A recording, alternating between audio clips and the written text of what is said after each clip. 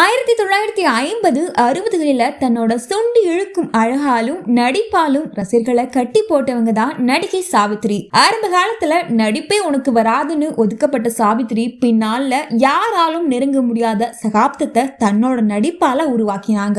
அவங்களோட காதல் பாடல்களை பார்ப்போம். மிஸ் அம்மா நடிகையர் திலகம் சாவித்ரி வாழ்க்கையில மிக முக்கியமான படம். ஏன்னா இந்த படத்துல தான் ஜெமினி கணேசனை அவங்க காதலிச்சாங்க. கணவன் மனைவிக்கு இடையில இருக்க பிரச்சனைய தஞ்சை ராமையா தாஸ் அழகான வரிகள்ல எழுதியிருப்பாரு. ஆராயோ வெண்ணிலாவே கேளாயோ எங்கள் கதையே வாராயோ வெண்ணிலாவே. காதலிக்கிற பொண்ண இப்படி கவித்துவமா வர்ணிச்சு இந்த பாட்டுக்கு அப்புறம் இது வரைக்கும் எந்த பாட்டுமே வந்தலன்னு சொல்லலாம். பாவமன்னிப்பு படத்துல கண்ணதாசன் சாவித்திரிக்கு எழுதிய அந்த பாட்டு. காலங்களில் அவள் வசந்தம் கலைகளிலே அவள்